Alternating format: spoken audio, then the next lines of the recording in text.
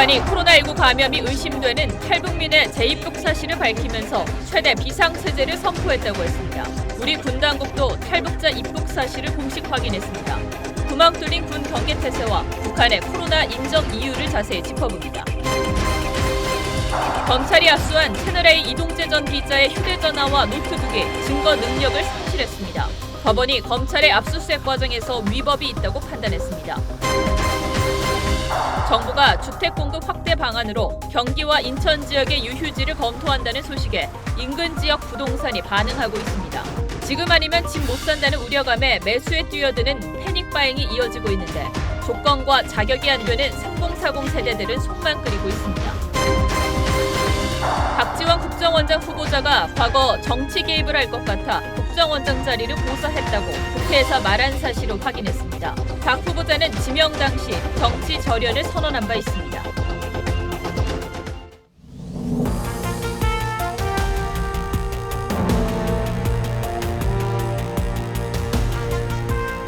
여러분 안녕하십니까? 박정훈입니다. 3년 전 탈북했던 20대 남성이 일주일 전 우리 군의 경계망을 뚫고 북한으로 다시 넘어가 개성에 격리된 사실이 북한 조선중앙통신의 발표를 통해 확인됐습니다. 북한은 코로나 감염이 의심돼 이 남성을 격리했다면서 개성을 봉쇄하고 비상사태까지 선포했다고 밝혔습니다. 우리 정부도 입국 사실을 공식 확인했는데 문제는 지난해 북한 목선의 노크 귀순 사건 때 국방장관이 직접 사과까지 했지만 또다시 경계가 뚫렸다는 겁니다. 이번 사건에는 궁금증과 의문점도 여럿 있습니다. 이 남성은 어떤 사람이었고 왜 북한으로 돌아갔는지 또 군의 경계는 어떻게 뚫었는지 오늘 뉴스7은 이런 궁금증에 하나하나 접근해 보겠습니다. 먼저 강석 기자가 보도하겠습니다.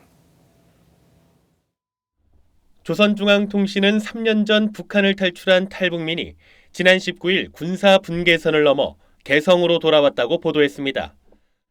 북한 방역당국에서 해당 탈북민에 대한 코로나19 검사 결과 감염자로 의심된다고 주장했습니다.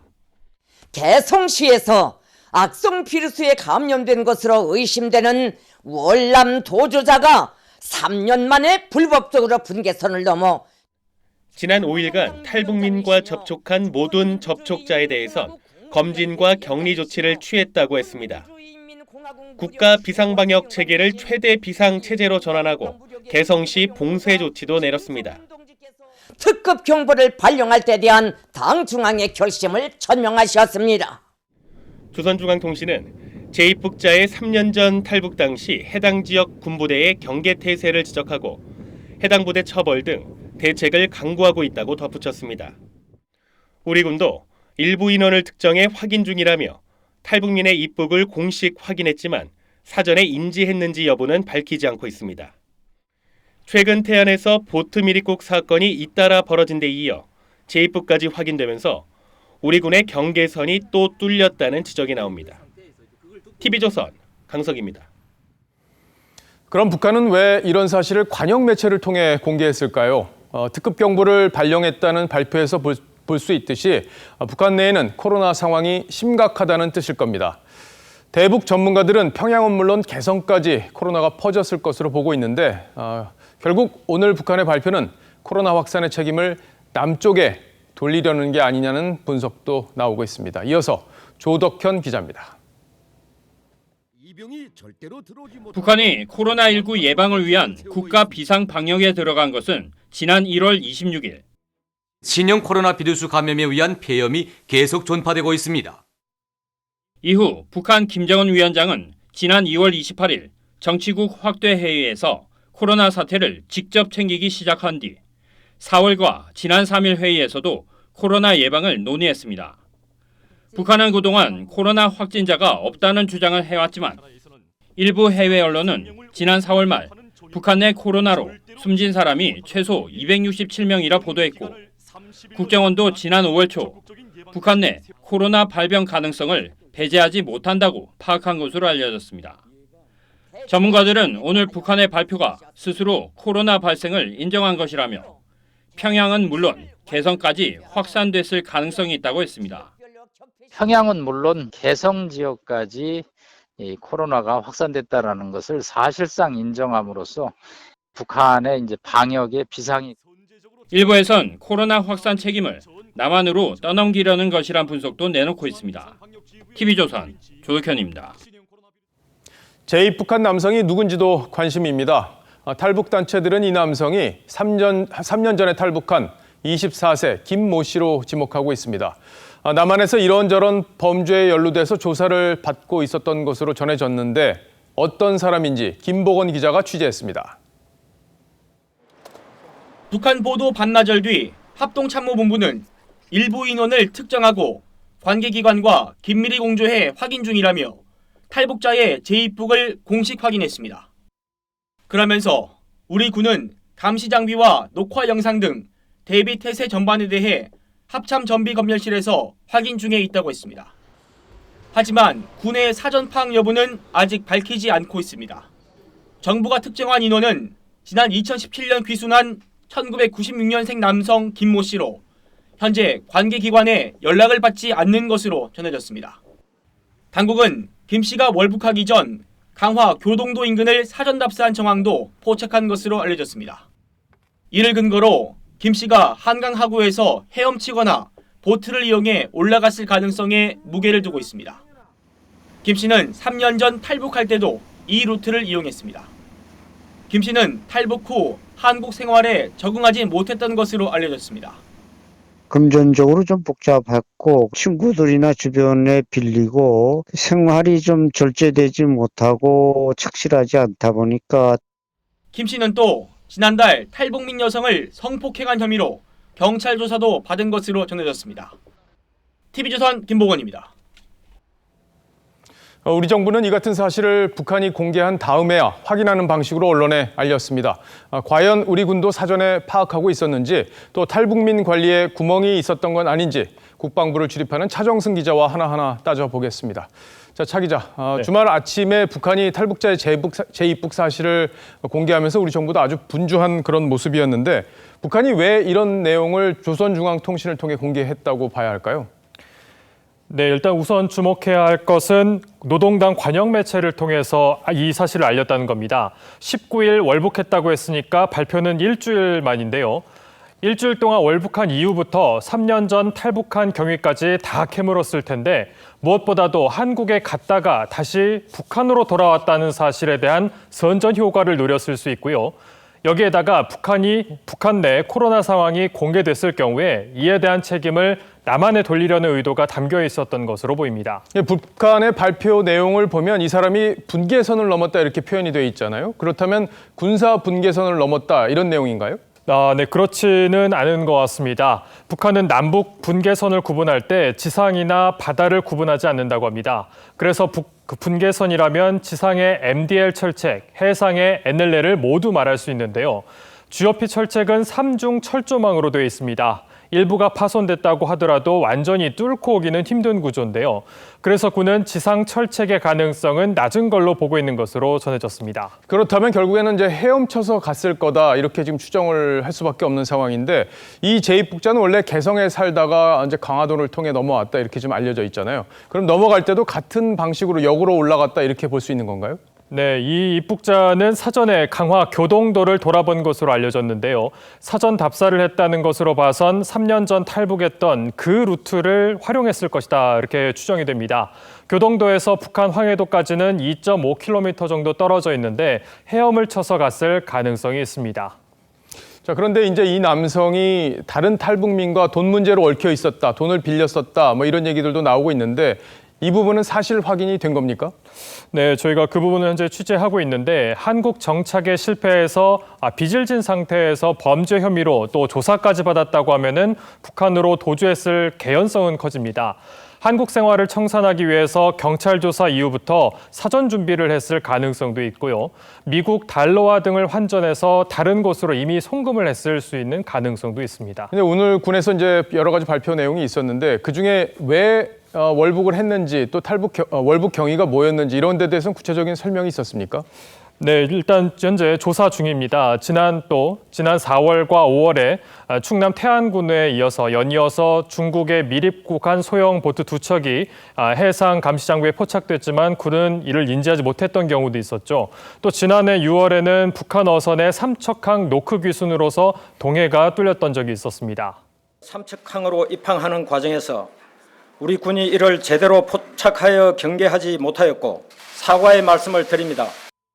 네, 연이어 이런 사건이 나온 건데 군은 대비태세 전반에 대해서 점검 중인 것으로 알려졌지만 또 우리 경계가 뚫렸다는 비판은 피하기 어려워 보입니다. 그러니까 재입국을 월북을 하게 되면 또 어떤 대접을 받게 되는지 이 부분도 궁금한데 혹시 북한에서 처벌을 받거나 이럴 가능성은 없습니까? 네, 2017년 북한 방송에서 출연했던 월북자 임지연 씨의 사례를 들 수 있겠는데요. 당시 영상 한번 보겠습니다. 남성 사회에서는 저같이 조국을 배신하고 도주한 여성들에게 차려지는 것은 오직 육체적 고통과 정신적 고통에 따르는 그런 것들이었습니다. 네, 방금 보셨던 임지현 씨는 국내 방송에도 출연을 자주 하면서 얼굴을 알렸었는데 북한 방송에 출연해서 남한을 비판해서 큰 충격을 줬습니다. 최근엔 북한 당국이 재입국한 탈북자들을 처벌하지 않는 방향으로 정책을 바꾸고 있는 것으로 전해졌는데요. 이번에도 입국자를 선전수단으로 활용할 가능성이 있습니다.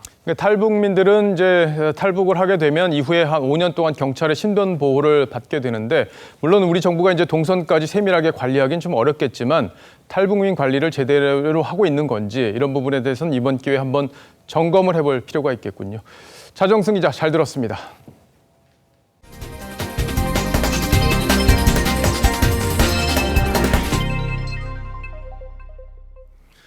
검찰이 채널A 사건 수사 과정에서 압수했던 이동재 기자의 휴대전화와 노트북 컴퓨터가 증거 능력을 잃게 됐습니다.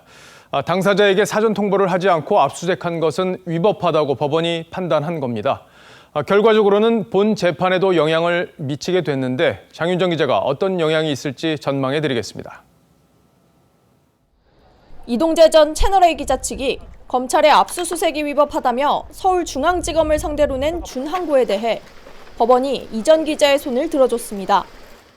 재판부는 서울중앙지검 검사가 이 전 기자의 휴대전화 2대와 노트북 1대를 압수수색한 처분을 취소한다고 밝혔습니다. 다만 압수물을 돌려달란 요청에 대해선 준항고로 다툴 수 없다며 기각했습니다. 검찰은 지난 5월 14일 서울의 한 호텔에서 채널A 관계자를 통해 이 전 기자의 휴대전화 2대와 노트북 1대를 건네받았습니다. 이후 서울중앙지검에서 포렌식 작업을 했는데 법원은 이 과정에서 불법이 있었다고 봤습니다. 재판부는 검찰이 지난 4월 28일 채널A 압수수색과 5월 14일 호텔에서 휴대전화를 압수할 당시 이 전 기자 측에 미리 일시와 장소를 통지하지 않았고 참여권을 보장하지 않아 위법하다고 봤습니다. 또 압수물 포렌식 과정에서 이 전 기자 측이 영장을 제시하라고 요구했지만 검찰은 거절하고 영장을 읽어주기만 했는데 이것이 중대한 위법에 해당한다고 봤습니다. 법원의 압수수색 취소 결정으로 검찰은 압수물에 대한 증거 능력을 잃게 됐습니다. 검찰은 법원의 결정 취지와 이유를 검토한 후 압수물 반환과 불복 여부 등을 결정할 방침입니다. TV조선 장윤정입니다. 이 압수수색 절차와는 별개로 채널A 사건과 관련해서 검찰의 문제는 더 있었습니다. 검찰 수사심의위원회는 그제 회의에 앞서 검찰에 의견서를 달라고 요청했고 대검도 준비까지 했지만 실제로는 제출되지 않은 것으로 확인됐습니다. 그렇다면 이 의견서에는 어떤 내용이 담겨 있었고 왜 제출되지 않은 건지 궁금해지는데 백연상 기자가 그 내용과 이유를 취재했습니다.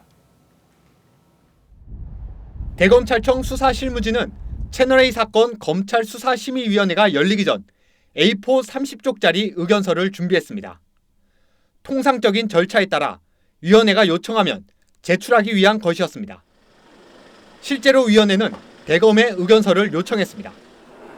하지만 대검은 의견서를 제출하지 않았습니다.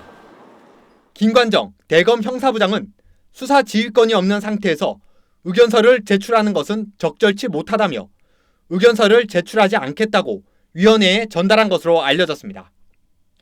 김관정 형사부장은 의견서를 준비한 수사실무진에게 이 같은 사실을 알리지도 않은 것으로 전해졌습니다. 심의위가 열리고 있을 당시 추미애 법무장관은 대검과 윤석열 총장을 향해 의견서를 내면 안 된다고 강조했습니다. 만약에 그런 문서가 나간다면 저의 검찰청법 8조에 따른 지시 위반이 되는 것이죠. 그렇게 되면 그것은 별도의 책임을 물어야 되는 사안이 되겠습니다. 제출하지 못한 대검의 의견서에는 한동훈 검사장에 대한 내용뿐만 아니라 이동재 전 채널A 기자에게 강요 미수 혐의를 적용하기 어렵다는 기존 대검 실무진의 의견이 들어있었던 것으로 전해졌습니다. TV조선 백현상입니다. 추미애 법무장관이 이번 주 검사장 인사를 단행할 것으로 예상되면서 검찰이 또 긴장하고 있습니다. 추 장관은 지난 2월 윤석열 라인을 대거 좌천시킨 인사를 문책성 인사라고 스스로 표현을 했죠. 그리고 그것마저 미흡했다고 했기 때문에 추가적인 좌천과 발탁이 이루어질 것으로 보입니다. 주원진 기자입니다. 법무부는 지난 16일 검사장 등 간부급 검사 승진 대상자들에게 인사검증 동의서를 받았습니다. 법무부는 일주일 동안 검증을 거친 뒤 이르면 이번 주 초반 검사장 인사를 단행할 계획입니다. 최근 윤석열 총장보다 선배인 김영대 양분항 고검장과 라임 수사를 맡았던 송상현, 공안통 이정혜 검사장이 사의를 표했습니다. 이로써 검사장급 빈자리는 10석으로 늘어나 다소 큰 폭의 인사가 예상됩니다. 관심은 추미애 장관이 울산시장 선거 개입 사건 등 권력형 비리 사건을 수사하는 주요 지휘 라인을 추가 좌천시킬지 여부입니다. 또 지난 3일 윤 총장이 소집한 검사장 회의에서 추 장관의 수사 지휘에 반대 의견을 낸 검사장 가운데 일부를 비지휘 부서로 발령낼 가능성도 있습니다. 검찰 조직의 신뢰를 잃어버렸고 또 그에 대한 문책성 인사를 단행한 바 있습니다. 여전히 미흡하다 하는 것도 추 장관은 아직까지 윤 총장과 인사 논의를 한 적은 없는 것으로 전해져 이번 인사에서도 2월에 이어 다시 한번 윤 총장과의 신경전이 불가피해 보입니다. TV조선 주원진입니다. 이번에는 부동산 뉴스 살펴보죠. 정부가 수도권 주택 공급 방안으로 태릉 군 골프장 등 유후부지 활용을 검토하고 있는데 여기에 경기와 인천 지역을 포함하는 걸 고려하는 모양새입니다. 벌써부터 인근 지역 분위기가 심상치가 않다고 합니다. 어떤 소식만 흘러도 이렇게 들썩이다 보니 우리나라 집값은 GDP 대비 역대 최고 수준까지 올랐습니다. 김주영 기자입니다. 지난 금요일 홍남기 부총리 주재로 열렸던 주택 공급 확대 방안 회의에는 이재명 경기도지사와 박남춘 인천시장이 참석했습니다. 이 회의에서 신규 택지 발굴을 수도권 전역으로 범위를 넓히자고 논의한 것으로 전해졌는데 택지 후보로는 서울구치소와 안양구치소, 경기도 뉴서울, 기흥 88cc 등 정부 소유 골프장도 거론되는 것으로 알려졌습니다. 소식을 접한 시장은 즉각 반응합니다. 신규 택지로 거론되는 곳 주변으로 매매 호가는 오르고 꾸준히 나오던 매물은 쏙 들어갔습니다. 정부가 수도권 공공택지 지역으로 고심하고 있는 교도소입니다. 벌써부터 주변 부동산 시세는 들썩이고 있습니다. 없어요, 매물이. 문이 오는데 2천씩 더 올렸다가 그래도 계약하자고 하면 또 안 했다가 그래요. 정부는 이르면 이달 내로 수도권 주택 공급 대책을 내놓을 계획입니다. 이런 가운데 지난해 우리나라 집값 총액은 1995년 통계 집계 이래 처음으로 5천조 원을 넘어섰고 GDP 대비 집값도 역대 가장 높은 수준을 기록했습니다. TV조선 김주영입니다. 상황이 이러니 요즘 집값은 오늘이 제일 싸다는 웃지 못할 말까지 합니다. 그래서 더 오를까 걱정하는 마음에 매수에 뛰어드는 이른바 패닉 바잉도 이어지고 있습니다. 하지만 자금도 적고 청약 조건도 부족한 3040 세대들은 엄두도 못 내고 있습니다. 불안한 이들에게 오늘의 포커스를 맞췄습니다. 부동산 대책 때마다 서민 주거 안정을 강조한 정부. 정부로서는 서민 주거 안정을 지키는 데 있어서 한치의 양보도 할 수 없습니다. 그럴 때마다 집값은 올랐습니다. 서울 아파트의 가격은 이번 정부에서만 53%나 올랐다는 경실련의 분석까지 나왔습니다. 그러자 패닉 바잉, 즉 집값 폭등을 우려한 추격 매수 문의가 활발합니다. 지금 아니면 영원히 못 살 수도 있다는 생각에 일단 사고 보겠다는 거죠. 이를 보는 젊은 세대의 마음은 불안합니다. 지나가면서 부동산에 적힌 아파트 가격 보면서 확실히 오르긴 올랐구나 약간 이런 생각하게 되는 것 같아요. 가장 속이 타들어가는 건 3040 세대입니다. 청약을 넣어도 가점이 적어 청약 전쟁에서 백전백패입니다. 또 신혼부부 특별공급은 물량이 턱없이 부족하고 금융권 대출과 정부 지원 제도는 자격 조건이 까다롭습니다.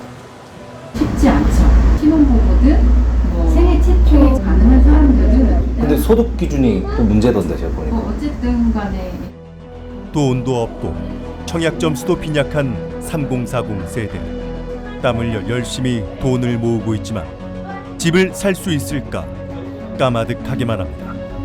부모님 찬스를 쓸 수 있는 금수저가 아니고서는 엄두도 못 냅니다. 서울에는 집값이 너무 비싸서 애초에 부모님의 도움 없이는 구할 수 없다고 생각하고 있습니다. 언젠가 내 집을 사겠다는 꿈. 젊은 세대에겐 그야말로 꿈으로 남는 건 아닌지 한숨 소리가 커집니다. 나이가 들면 들수록 더 힘들어지고 집값이 얼마나 더 올라갈지 모르니까 좀 막막해요. 뉴스7 포커스였습니다. 네, 며칠 동안 이어지던 빗줄기가 그치고 오늘 파란 하늘이 펼쳐졌습니다. 인천 해수욕장에는 피서객들이 달려왔는데 반면에 수해를 입은 남해안에서는 여전히 복구 작업을 하느라 땀을 흘렸습니다. 정준영 기자입니다. 보트가 파란 바닷물 위를 시원하게 달립니다. 신이 난 아이들은 해변을 이리저리 뛰어다니고 부모님과 함께 갯벌에서 물장난도 칩니다. 젊은이들은 모래사장 위에 누워 햇볕에 몸을 그을립니다. 집에만 있느라고 너무 답답해했는데 맑은 날씨에 한숨 숨 돌릴 수 있는 여유가 생긴 것 같아서 너무 좋습니다. 오늘 낮 최고 기온은 30도에 육박했습니다. 피서객 일부는 중복을 맞아 보양식을 먹기도 했습니다. 파라솔과 텐트가 2m 간격을 유지한 채 이처럼 모래사장 곳곳을 채웠습니다. 상인들은 코로나 여파와 상당 기간 이어진 우기로 한동안 울상을 지었는데 모처럼 웃음을 짓습니다. 오늘 많은 인파가 찾아주셔갖고 오늘 상당히 바쁘네요. 작년 대비 기준해갖고 매출을 기준하자면 한 60% 정도, 한 40% 정도 빠졌다고 보입니다. 최근 집중호우로 수해를 입은 부산 지역은 복구에 구슬땀을 흘렸습니다. 이 상태가 다 말라가 저기 수리를 해야 손님을 안 받겠으면 저 속에서 누가 오겠습니까? 맞지요? 남부지방은 내일도 북상하는 장마전선의 영향을 받아 시간당 30에서 50mm의 매우 강한 비가 내리겠습니다. TV조선 정준영입니다. 국내 방산업체가 개발한 미래형 장갑차가 세계 시장 진출을 눈앞에 두고 있습니다. 이 분야에서는 미국과 유럽 업체가 크게 앞서고 있지만 이번에 5조 원 규모의 호주 육군 장갑차 사업에 최종 후보로 독일 업체와 함께 올라갔습니다. 황병준 기자입니다. 갈색 장갑차 한 대가 힘차게 빗속을 달립니다. 경사길 주행뿐 아니라 360도 회전도 자유자재입니다. 국내 방산업체 한화디펜스가 개발한 미래형 장갑차 레드백입니다. 호주의 맹독성 검이 레드백에서 따온 이름으로 세계 시장 진출을 눈앞에 두고 있습니다. 호주군이 요구하는 방호 성능을 훨씬 뛰어넘는 방호 성능을 발휘할 것이고요. 그 장비의 신뢰성을 획기적으로 높인 그런 차세대 장갑차가 되겠습니다. 레드백은 지난해 9월 호주 육군평가 1차 관문에서 미국과 영국을 제치고 독일의 장갑차와 최종 후보로 선정됐습니다. 최종 사업자로 선정되면 호주군의 장갑차 400대를 공급하게 됩니다. 사업 규모는 5조 원으로 선진국에 대규모로 납품하는 첫 번째 사례가 됩니다.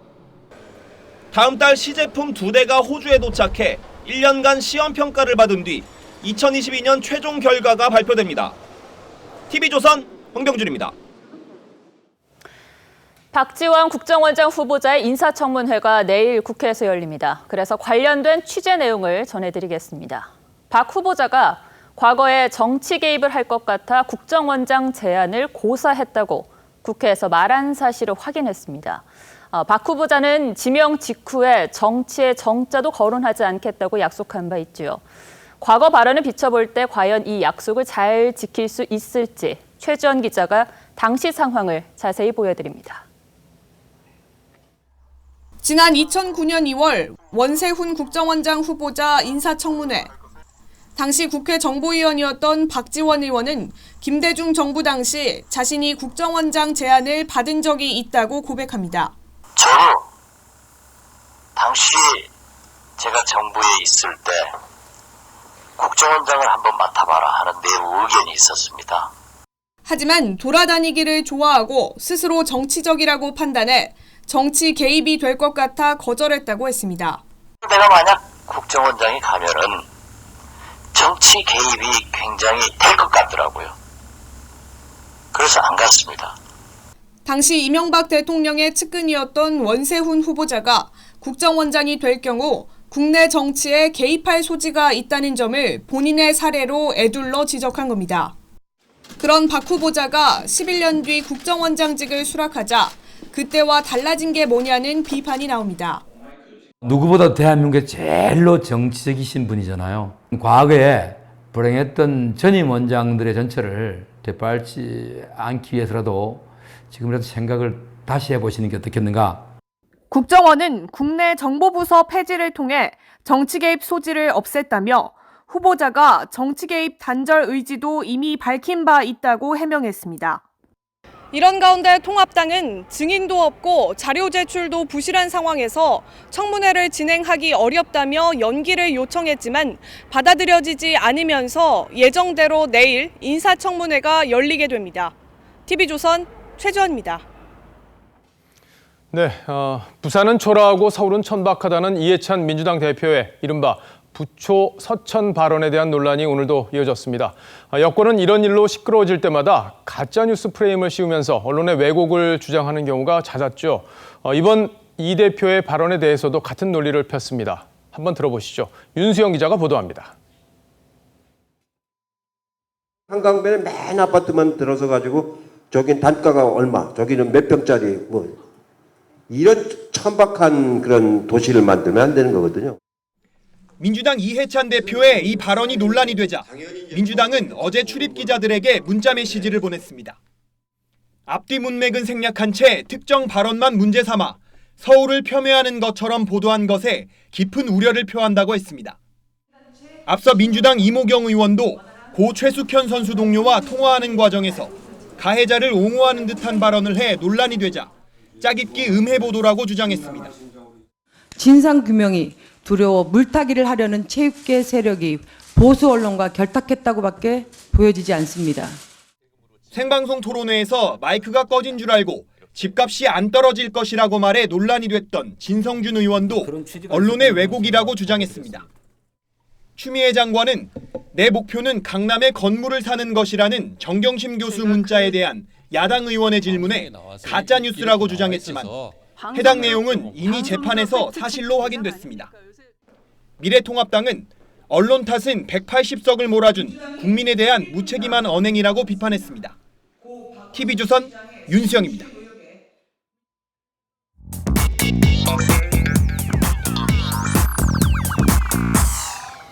뉴스야 시작합니다. 정치부 서주민 기자 나와 있습니다. 첫 번째 물음표부터 보죠. 네, 첫 번째 물음표는 부초 서천 이해찬 또 설화로 하겠습니다. 예, 뭐 방금 전 리포트에서도 보셨지만 이제 서울이 천박하다 이렇게 표현을 해서 지금 안팎에서 많이 비판을 받고 있는데 당내에서도 좀 여러 가지 말들이 나오고 있죠. 그렇습니다. 이 대표는 조금 전 보신 대로 이 4월에는 부산에 가서 초라하다는 표현을 썼고 그제 세종시에 가서는 이 서울을 천박한 도시라는 식으로 표현을 해서 부초 서천, 그러니까 부산은 초라하고 서울은 천박하다는 거냐는 비판을 받고 있습니다.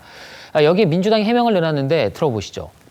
강연의 전체 문맥은 무시한 채 특정 발언만을 문제 삼아 그 의미를 퇴색시키고 있습니다.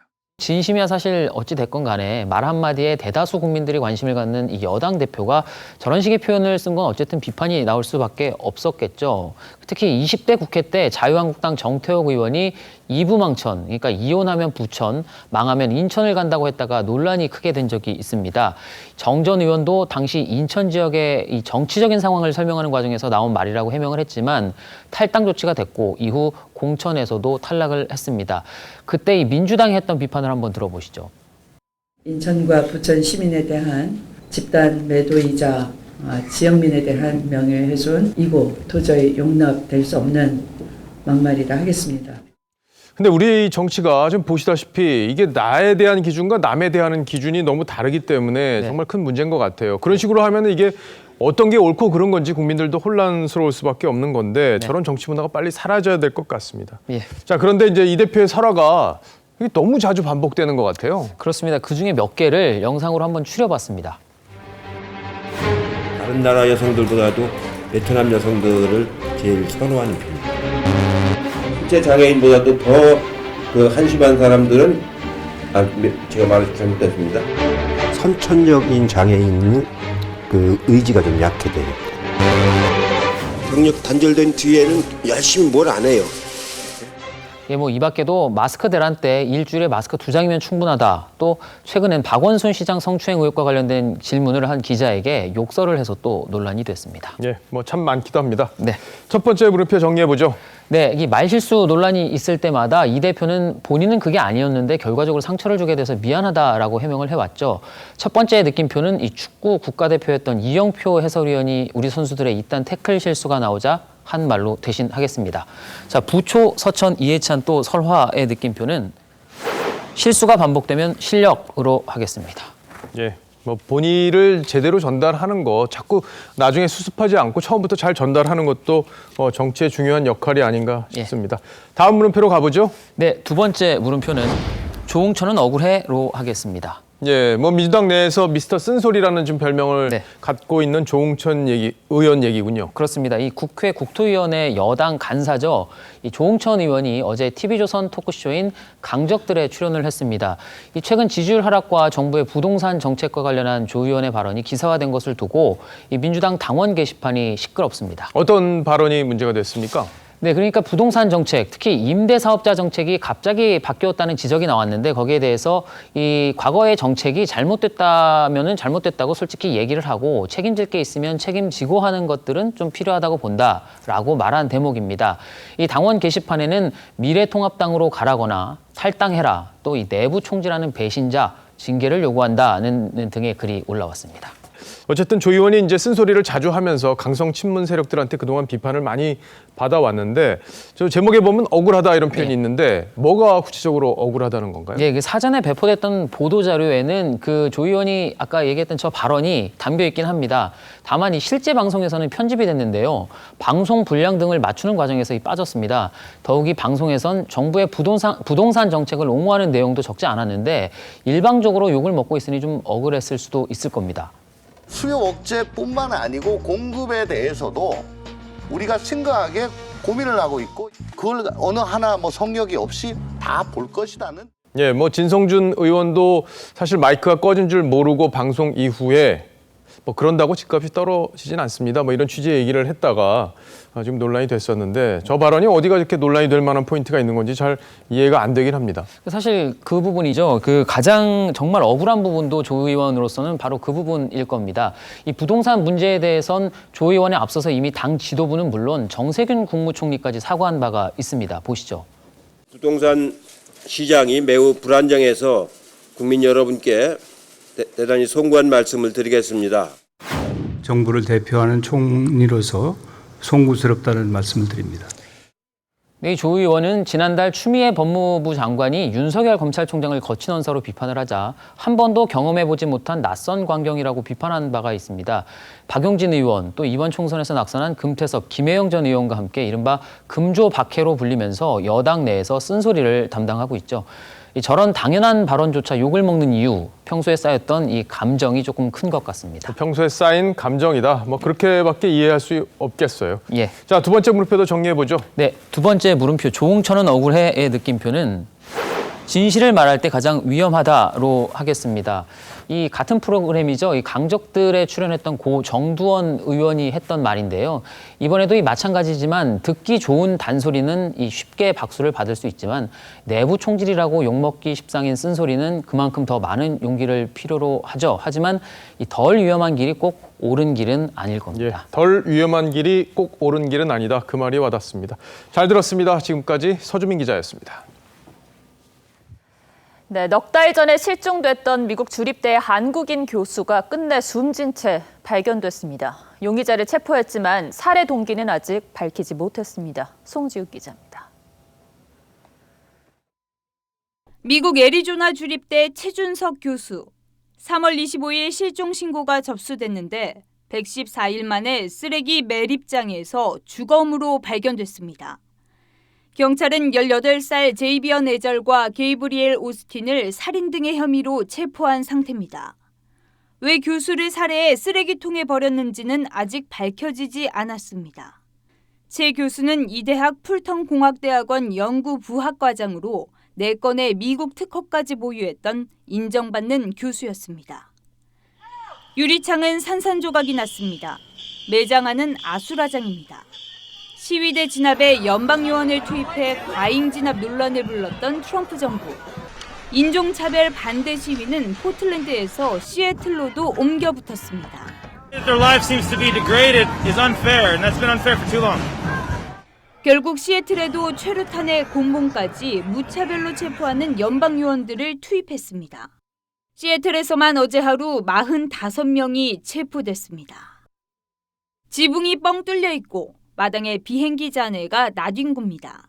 현지 시간 25일 경비행기가 유타주의 한 가정집 마당으로 추락했습니다. 이 사고로 조종사와 9개월 된 아기 등 3명이 숨지고 1명은 중태에 빠졌습니다. 당국은 정확한 사고 경위를 조사 중입니다. TV조선 송지욱입니다. 차세대 K-팝 주자로 떠오르는 신인들을 4세대 아이돌이라고 합니다. 지금의 방탄소년단이나 블랙핑크의 계보를 이어갈 수 있을지가 관심인데 세계 시장을 공략할 이들만의 무기는 뭔지 임서인 기자가 보도합니다. 세계 시장에서 두각을 나타내고 있는 4세대 아이돌은 TXT, 스트레이키즈, 아이들 등입니다.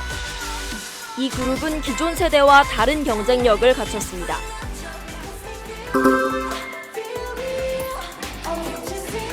BTS의 소속사가 차세대 주자로 육성한 TXT. 데뷔 앨범이 전 세계 44개국가 아이튠즈 톱 앨범 차트에서 1위를 차지할 정도로 글로벌한 영향력을 키우고 있는 이 그룹 멤버들은 전원이 작사 작곡에 참여할 정도로 실력파 그룹입니다. 저희가 이번에 처음 곡 작업에 참여할 수 있게 되어서 너무 기뻤고 또 다음 앨범, 그 다음 앨범도 저희 멤버 모두가 또 곡 참여하고 싶다는.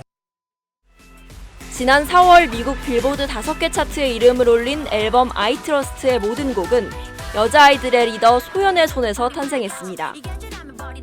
스트레이키즈는 그룹 내 프로듀싱 팀이 따로 있을 정도로 멤버 다수가 프로듀싱 능력을 갖췄습니다. 그 다양해진 팬들의 취향이라든지 기호를 충족시키는 형태로 진화하지 않을까.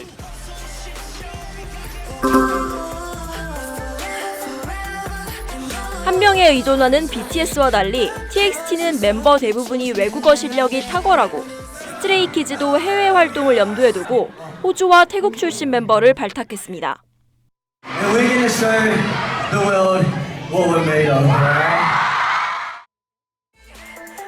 보다 더 진화된 4세대 아이돌이 한류 지각 변동의 핵으로 주목받고 있습니다. TV조선 임서인입니다. 네, 오늘부터 야구장에서 직접 경기를 볼 수가 있습니다. 예전과 다르게 응원가도 다 함께 못 부르고 치킨도 먹지 못하고 친구와도 같이 앉을 수는 없지만 팬들은 현장에서 보는 것만으로도 설렌다고 하네요. 이다순 기자가 다녀왔습니다. 적막했던 고척돔에 유니폼을 입은 팬들이 하나둘씩 모여듭니다. 티켓 확인부터 입장까지 엄격한 거리두기 지침을 따라야 하지만 직관의 기쁨 앞에선 기꺼이 감수할 수 있습니다. 코로나19 때문에 잘 못 왔어요. 속상했어요. 지금 이대로 죽어도 행복해요. 지방에서 목발을 짚고 상경한 열정까지 충남 서산에서 왔습니다. 1년을 기다렸습니다. 어제 잠도 못 잤어요. 야구 팬들은 그야말로 감개무량입니다. 이곳 고척돔은 관중석 규모의 10%인 1,674석이 모두 매진됐는데요. 이 관중들은 한 칸 이상 떨어져 앉으며 거리두기를 준수했습니다. 연인, 가족, 친구 누구도 예외는 없습니다. 육성 응원 역시 금지입니다. 제한적으로 물과 음료수만 섭취가 가능해서 야구장의 꽃이라고 할 수 있는 치맥도 불가능합니다. 치맥은 좀 아쉬운데 직접 와서 이렇게 보는 게 더 행복해요. 선수들도 팬들의 등장에 한껏 들떴습니다. 허전했고 또 좀 재미도 없었는데 오늘을 시작으로 해서 다시 그런 팬분들의 함성과 함께 또 재밌는 경기력으로 보답드릴 텐데. 관중의 입장으로 구단들의 숨통이 조금이나마 트인 가운데 광주는 거리두기 2단계가 끝날 때까지 무관중 경기를 유지합니다. TV조선 이다솜입니다.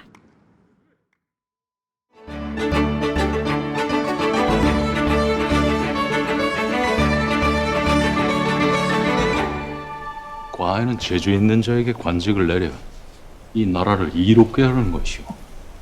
아니, 헌데 어찌 그것이 그릇된 선례가 될 수 있겠소?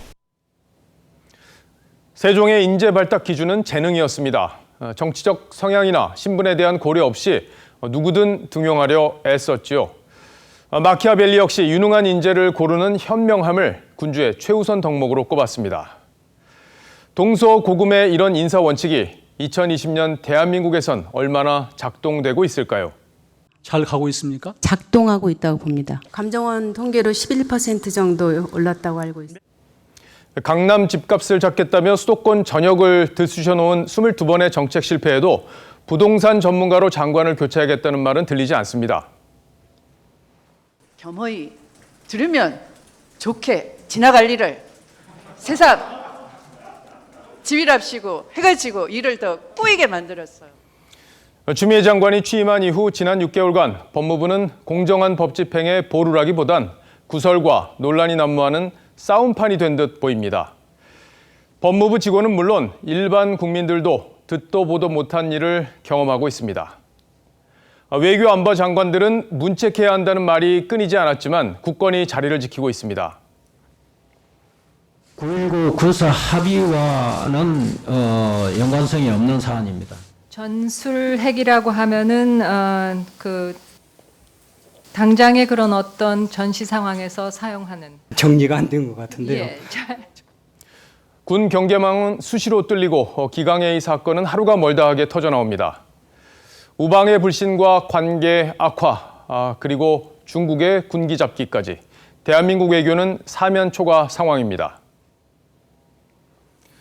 그렇다면 문재인 대통령의 초심은 어땠을까요? 저에 대한 지지 여부와 상관없이 유능한 인재를 삼고 초려해서 이를 맡기겠습니다.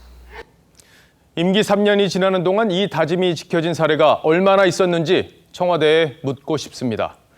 내 편과 내 편을 가르는 인사는 공무원 조직 말단까지 병들게 한다는 말이 들립니다.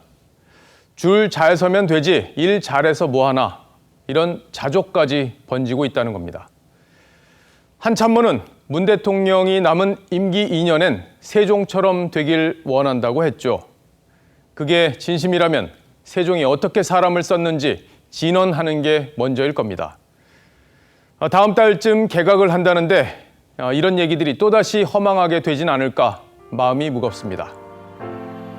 오늘 앵커가 고른 한마디는 유능한 인재를 삼고초려하겠다 였습니다.